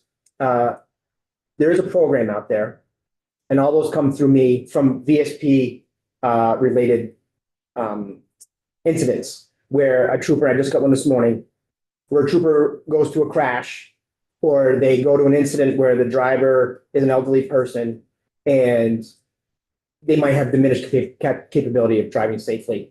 They will send a notification to me and say, this person's license need to be reviewed, certainly by a physician, and here's the reason why. And it might be due to a crash, it might be due to being lost, it might be due to, there's a whole couple check boxes they can pick and say, send this in, and then I send it on to the driver improvement program. That person will get a notice in the mail saying you must comply with this, or your license will be under suspension. Now, does that physically prevent the person from driving later on? Some of these are, there was a gentleman, and this was on the conversation we had with the LPRs when we wanted to bring the LPRs back. I had a case of a missing person in Underhill. Couldn't find him, an elderly male, couldn't find him anywhere. This was pre kind of cell phone era where everyone had one. We couldn't ping his phone. I put his data in the LPR system, and then 7 hours later, Stowe police hit on it as he drove by. They pulled him over. He had receipts from a gas station in New York. He was going to drive from Underhill to Stowe, and he ended up in New York getting gas, and he was lost. We called his children. They came and got him. They're like, we're going to tell dad he can't drive anymore. But what we see is that's a significant hurdle for families, too, to have their people do that. Do I think there should be some sort of mandated program? I think that's above and beyond my pay grade on that. Anecdotally, we talk about, oh, as you get older, your capacity to understand and multitask, which is what driving is, gets diminished. I don't have any current data, and I haven't researched that recently to say how successful other states have been with that. But you would think that might be something that would be considered at some point. I don't know. I don't have that answer for you. Sorry. Representative Burke and then Representative Wells. Yeah, I have a bill that's on the wall here, because a constituent was hit by a driver driving an RV. Yes. And he wanted me to put in a bill about a mandatory vision test. Yes. And also to have people have some kind of licensure for people driving RVs. So we did take some testimony on it. But didn't get anywhere, especially if the RV was complicated. This CDL is probably to get that there was some kind of possibility of endorsement, but I'm sorry, they can really get anywhere. Yes. I think that there was a bill in the Senate for mandatory vision as to a certain age. And that's certainly a data point where I would start would be Mandy Shatney's office and say, tell me by age, because the crashes are broken down by age. She can provide me that data and say, tell me by age. But what I have seen is it's not as significant as you would think. You'd think, oh, well, it must be males 16 years old and it must be adults 65 and older. And it's not that significant. But there is males 16 and over, or 16 years, right? Or new drivers and they're aggressive. But there is a little bit of rise as the age gets on, but it's not like, oh, every one of them. So I think to start with would be data collection from Mandy's office to say how big of an issue this is from the crash data, because that's unimpinged data. That's data that generates without a police officer sitting in a certain spot or there's no influence on that. It's clean data. So. All right, Representative Wells, you have a question? What do you attribute that massive 65% drop from 23 to 24 on older drivers, 24 to 7, and then even 25, not bad at 12, 50% drop? Anything stand out in your stats about that? and that's the thing, like, it's not saying this is the reason why this year this happened. We had a significant spike in fatalities one year, but we had 4 crashes. It was like, if you look on here, we had the triple fatalities and the quadruple fatalities, where just all of a sudden, there'll be a 3-week thing where there's a 2-car fatality, a 2-person fatality for 3 weeks in a row, and they won't have them for 2 months. Trying to figure that data out is the constant, like, what change? I mean, we had a spat a while back, before I was in this position, but we had 3 back-to-back double fatals. And it was like, we need to write more tickets, but that was the reaction, because it's like, how do we solve this problem? But that, and we all know that that's not the answer. You will not find a report anywhere that X amount of tickets results in a X amount of reduction in fatality and serious bodily injury crashes. Anecdotally, I can sit on Winooski River Bridge in Colchester and stop cars for 2 days in a row, and I won't get a single speeder over 54 miles an hour in a 55, because I know I'm there. I can change behavior. But is it a permanent change? Did they speed prior to that? Did they speed after that? So that's the constant moving target that we're always trying to find and to reduce these crashes. Who's the worst driver, an 80-year-old male or a 16-year-old girl? Oh, geez, I can't. That's another third rail question. I have a 17-year-old son, so we have constant conversations, right? I had 2 boys come up through, and I admittedly, when I was a teenage boy driving around Essex and Westford, I was not a good kid. I was not a good kid. You know, I was just a meathead, and that's unfortunately was the freedom I got with it. And sorry, and you know, and but then I see the end result of that. I see the end result of that. I saw the end result of multiple crashes as a kid, realizing, hey, this is not the thing that we need to be doing. Then, as I get older and I get into this job, it's far more apparent. And we've talked about the 2 a.m. door knock on someone's door and being like, this is why 2 troopers are standing on your doorstep. By far the worst part of this job. And the one that sticks with me the most is a family in a town in Chittenden County. Beautiful, sunny summer day. Knock on their door. Come on in, we're just about to have dinner. I'm like, well, here's why we're here right now. Nicest people, like they did nothing wrong, right? But as a result of an aggressive driver, you know, they had a loved one die. And that changes the dinner table. That changes the holiday table. We're here for the red ribbon ceremony downstairs. We're here doing conferences all the time. We're here doing crash awareness and reduction details, enforcement. Every month there's a new campaign. We're on TV all the time. Same message. Wear your seatbelt, slow down, don't drive impaired, don't drive distracted. That's our constant message. So we're attacking this from both angles, from the blue lights in the rearview mirror, TV, social media. At the fair, we set up a table for 10 days, come in 1,000 people per day. Over 10 days, 10,000 people. Drive safe, wear your seatbelt. The constant message. President Couch? I was gonna ask you about LPR license plate readers. Yes, your experience, and that would be great if you want to just sort of, because now we don't use them, really. Right. And were they valuable? And, you know, I guess that would be the first question. Then I want to talk about automated traffic enforcement. Sure. So Yeah. those 2 topics. LPRs are valuable. It's originally they came out and they're on a hit list, and wanted person drives by, an expected registration drives by, and those are all things that you could run anyway. So I can drive down the road, and Vermont statute allows me to just sit here on the radio and call out the dispatch, run this plate, run this plate, run this plate, run this plate. They're public, it's right in front of you, and you can run the plate. LPRs did that for you automatically, and it just popped up on your screen, made a noise, you look over, and it says wanted person. The registered owner is wanted, or the registered owner is missing, or this vehicle is expired. Something to do with this registered vehicle. Or a crime, and then Or a crime. license plate. Where we use it more specifically now, Then, correct. Yeah. We tracked a homicide suspect up 87 in New York until they got to the ferry. Got to the ferry, they came into Vermont, we don't know where they went. So yeah, we use New York's all the time. Through their through their intelligence center. It can't be just like, hey, did you see my buddy's play? I'm looking for him. Or did he go deer hunting? No, it's not that. It's like a real crime, and it has to go through a process, a check and balance. The data is kept not regularly access to everyday law enforcement. So you're not just being like, hey, did so-and-so drive this? Nope, it's not like that. It's strictly around crimes. Now, New York has a lot of stationary ones. They're at border crossings. They're up 87. We had them mounted to vehicles for a while, and we had an armed robbery, bank robbery in Franklin County. And 4 cars came in from 4 different directions, and they were hitting every car that was going by them to get the suspect's car. They're like, yeah, suspect drove by me. Later on, we developed it, and we're like, yeah, this car drove by me. I got it right here. So they are valuable.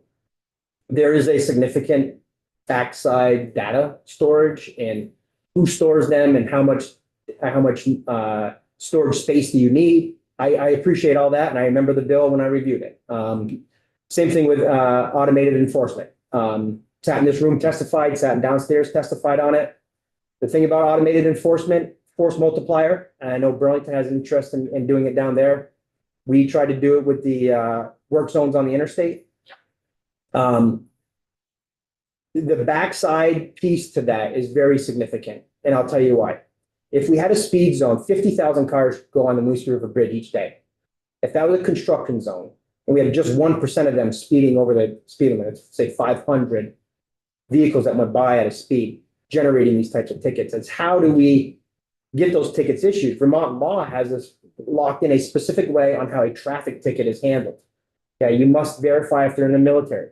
You must verify their address. You must verify their registration. There's a lot of things that is work heavy. So we said, oh, let's make it automated to be super simple. The problem is once the camera picks up on it and sends it to somewhere, has to be a law enforcement officer, because you have to verify, are they in the military?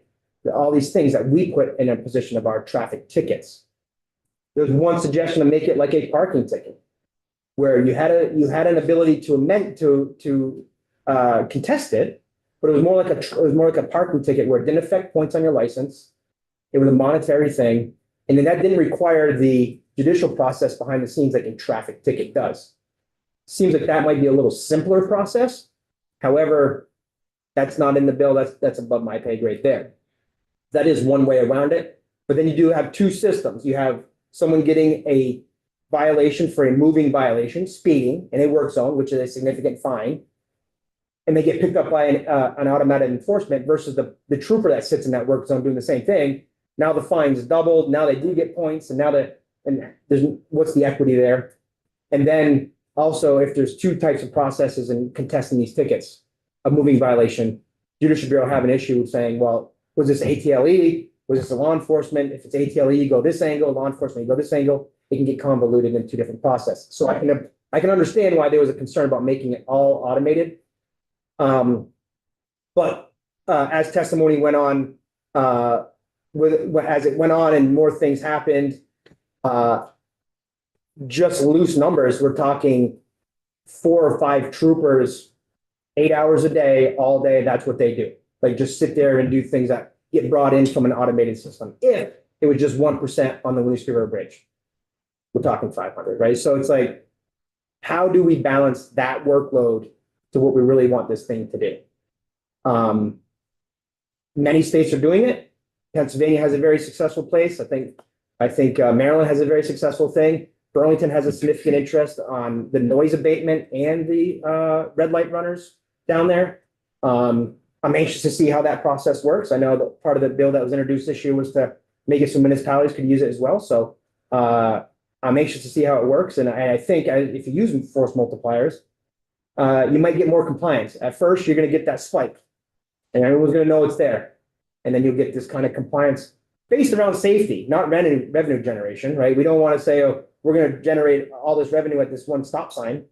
You want that person to be able to cross that crosswalk on Church Street safely, right? So I can appreciate it. And I've investigated crashes where workers were struck and killed on the interstate. So I know the significance of being safe in work zones. So I appreciate the interest in that. I think there has to be some fine tuning to get it to where we need to be operationally, and that makes sense. As I talked about, we're carrying almost a 19% vacancy, and we're talking to taking 5, 6, 7, 8 troopers off the road just to look at things that were sent into them for speeders on the interstate. What are we not gonna do if we're sending those troopers sitting there?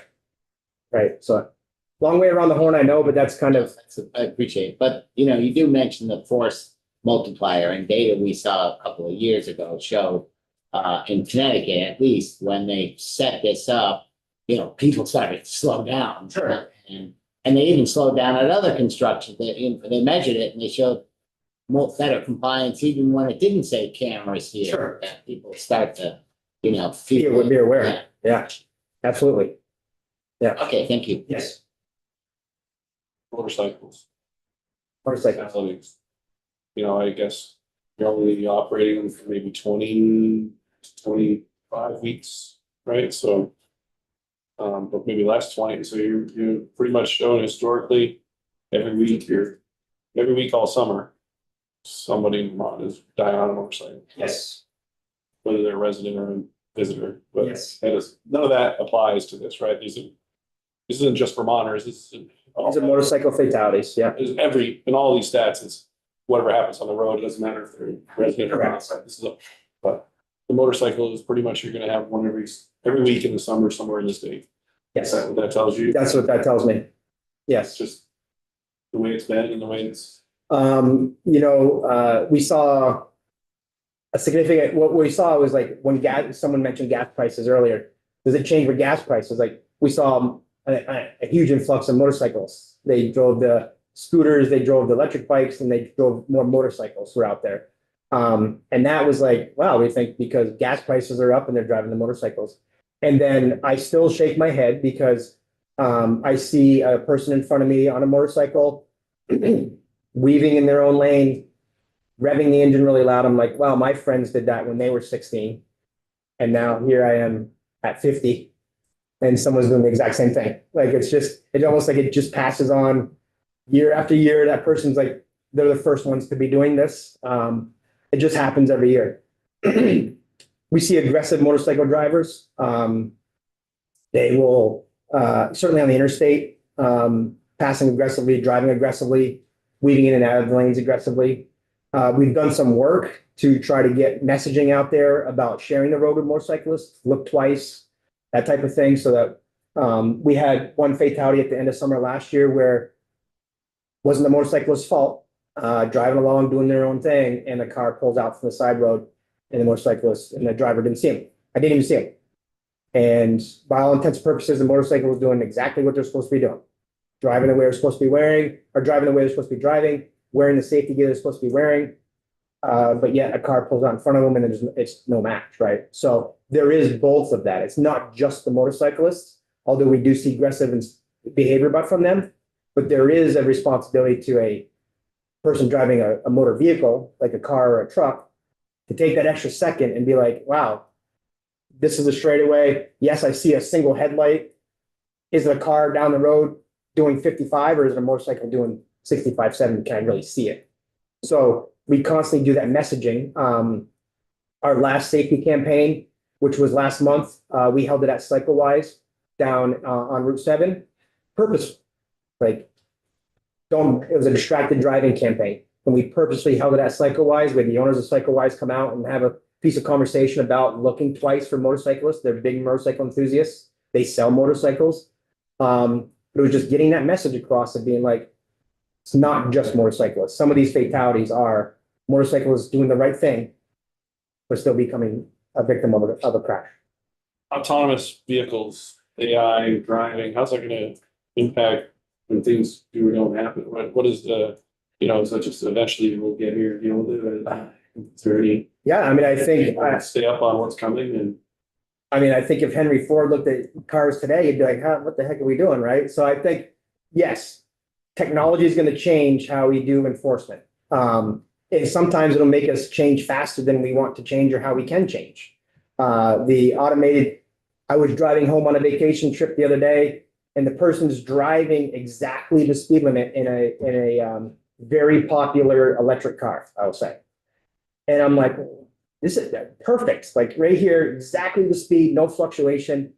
So I go around and I look and she was knitting. The car was driving for her and she was knitting.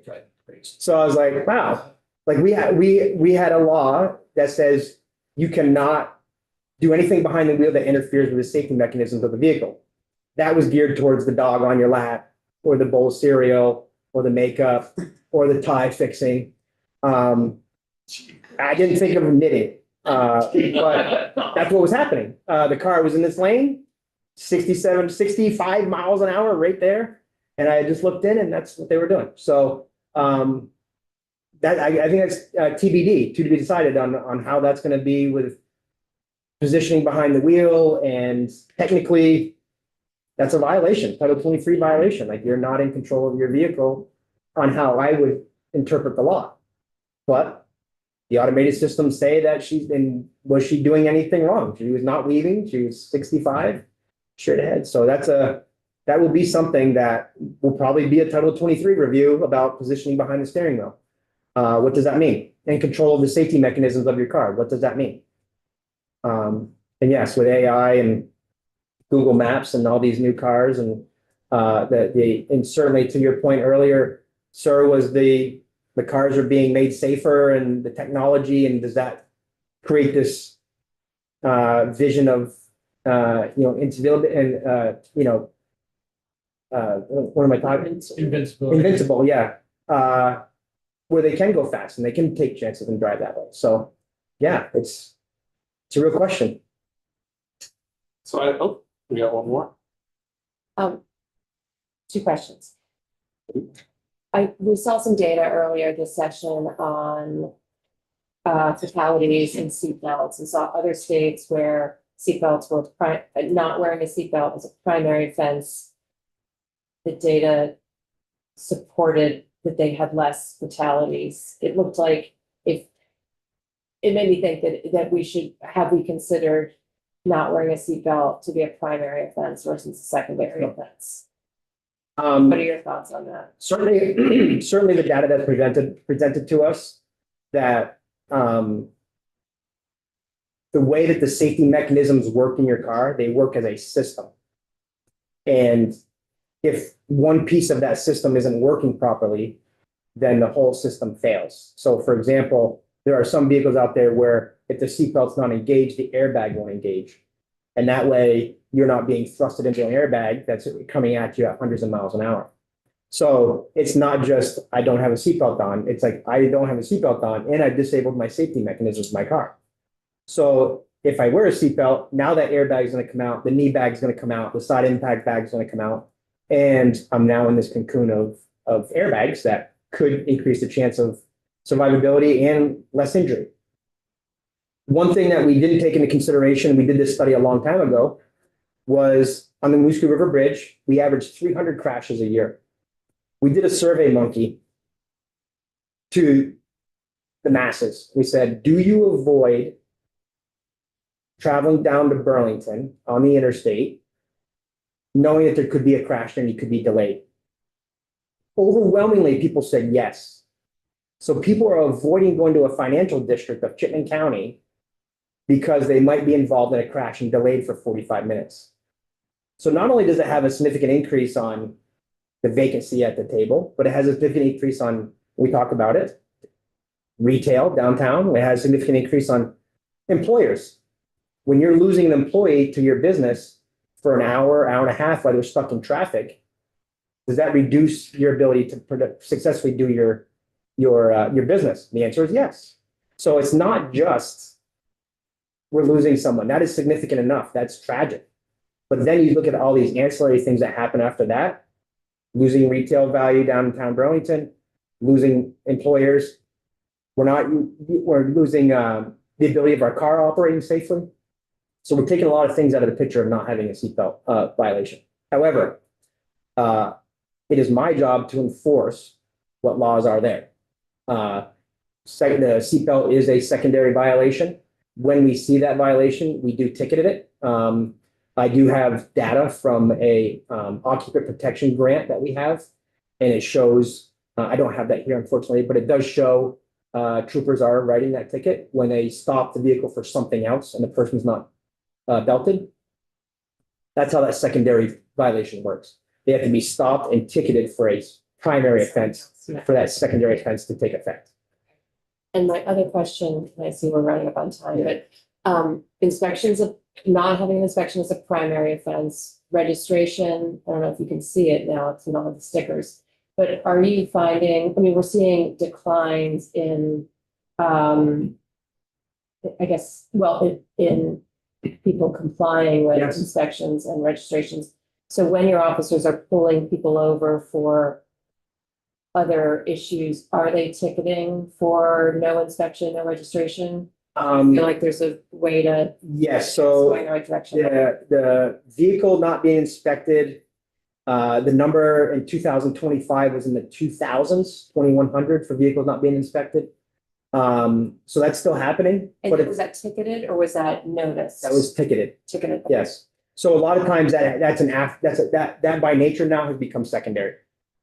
Just because, to your point, not to date myself, but back in the day, if it was red or yellow or green, I knew it was either that year or not, and then it had a big even number. That now it's one single color and it's whatever number of that month, right? Before it was just even numbers. We've had some fraudulent ones, it's in the barracks of 11 and a 9, like someone didn't realize that they're all even numbers. But now it's every month, and it's one color. So it's much more difficult to be proactive with those, certainly at highway speeds, secondary roads, lower speeds. And then certainly after the stop, when you can reach up and look and be like, oh, your vehicle's not inspected. So we're around 2,000, 2,100 and 25, but I don't know the number off the top of my head, what it was prior to the change for that.